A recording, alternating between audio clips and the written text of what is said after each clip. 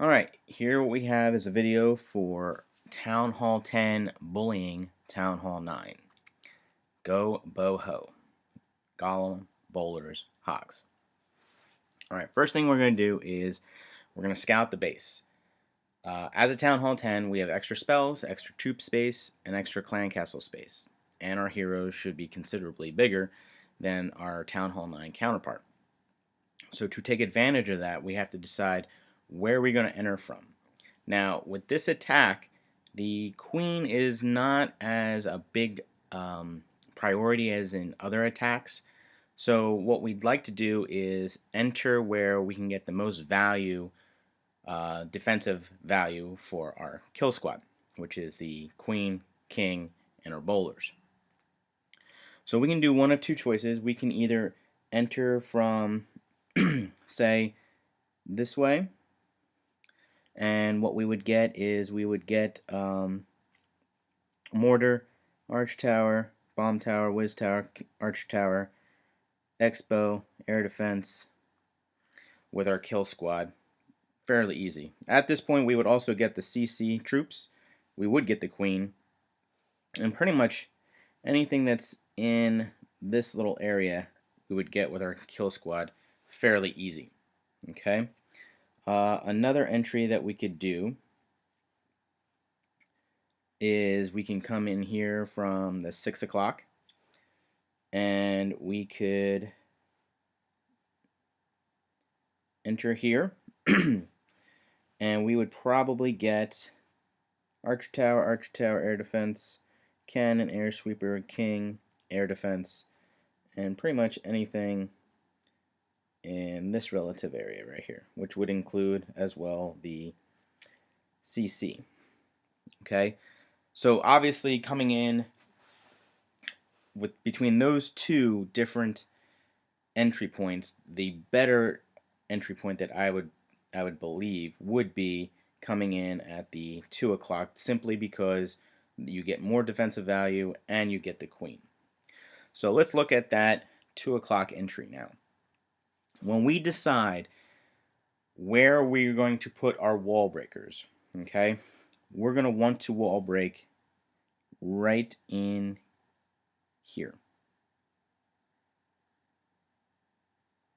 Okay, what that's going to do is it allows us access to throw our jump spell down right here.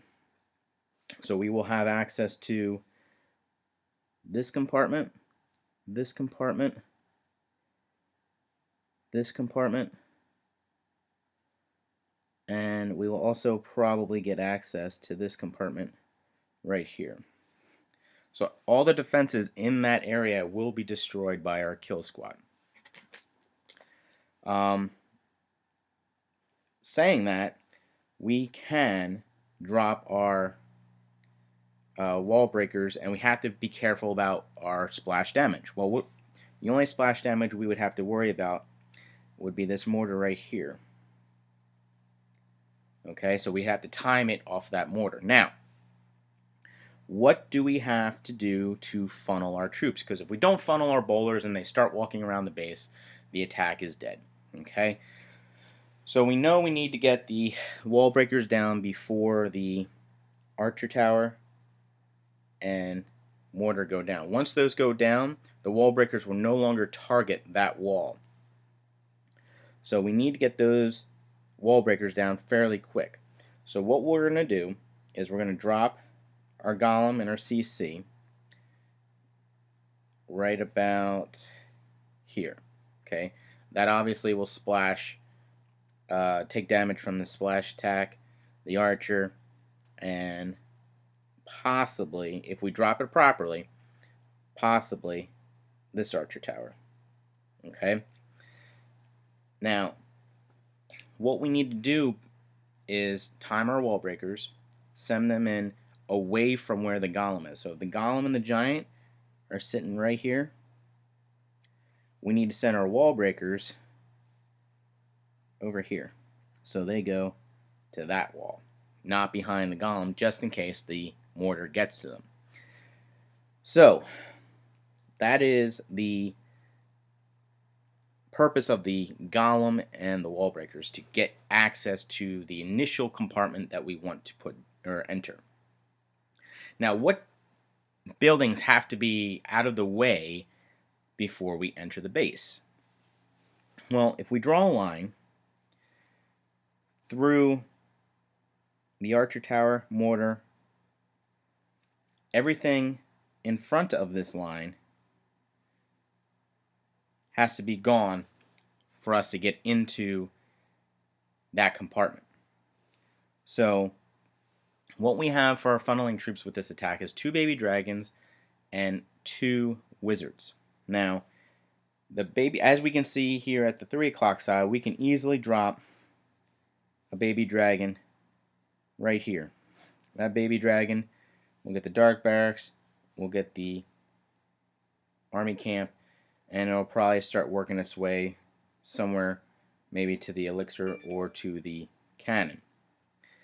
The other baby dragon, as you can see, we can drop that up here at the 12 o'clock gold mine, and it will get the gold mine, the other gold mine, and possibly the builder hut. So with these the buildings out of the way,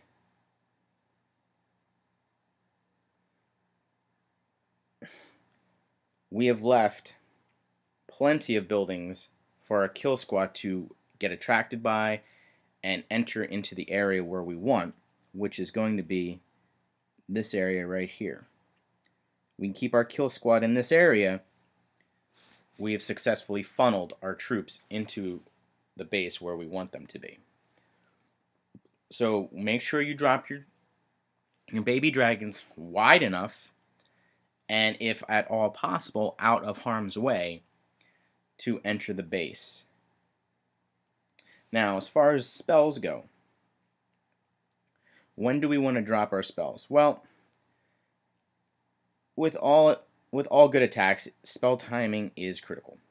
If you drop them too early or too late, the attack can fail. With this attack, we will have 2 rage and 2 heal. Now, as far as the poison goes, that's the easier part. We will drop our poison in an area where basically we know the CC is going to come out, so we'll just drop our poison a little bit before the CC comes out, and then we can forget about it. We know the troops are going to go straight for our troops. We go ahead, drop the poison. We don't have to worry about that. Our jump spell. If our jump spell is level 3, we have 60 seconds. So we can actually drop the jump spell before any troop goes down, just because it does that. It does have that long period of time. Now, if you have a level 2 and it's going to be 40 seconds, then you might want to drop it after your kill squad goes down. But the key to any jump spell drop is knowing exactly where you're going to drop it and dropping it so it fits over the section of walls that you want to gain access to for your kill squad.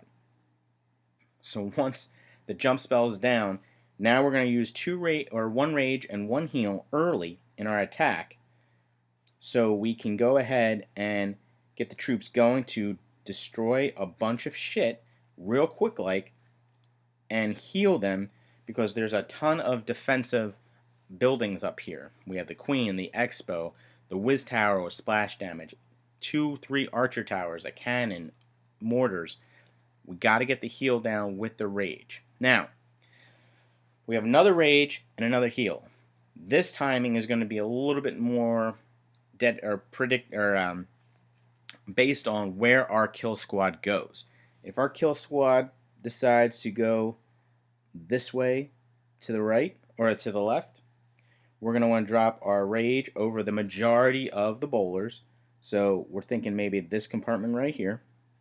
And then we're going to want to heal those bowlers either in the same compartment, or if they've overwhelmed the area and there is not too much hitting them, then we can kind of save it for a little bit later in the attack. But you want to get all 4 of those spells down before you drop a hog. I'm going to show in some videos dropping our hogs early and what that does for the attack.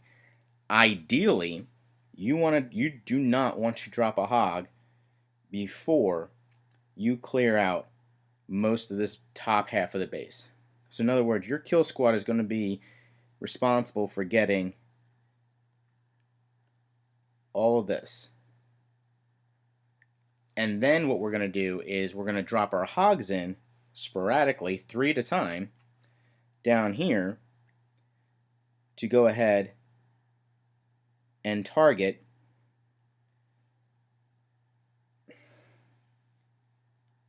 these defenses down here as our bowlers and or king start moving towards that direction of the base. We don't want to drop them too early because all that's going to do is waste our kill squad's tanking ability, and it's going to kill our hogs.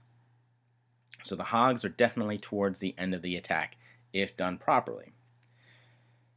Alright, so let's go ahead and watch an attack with that entry, with that funnel, and with the proper deployment of spells and hogs.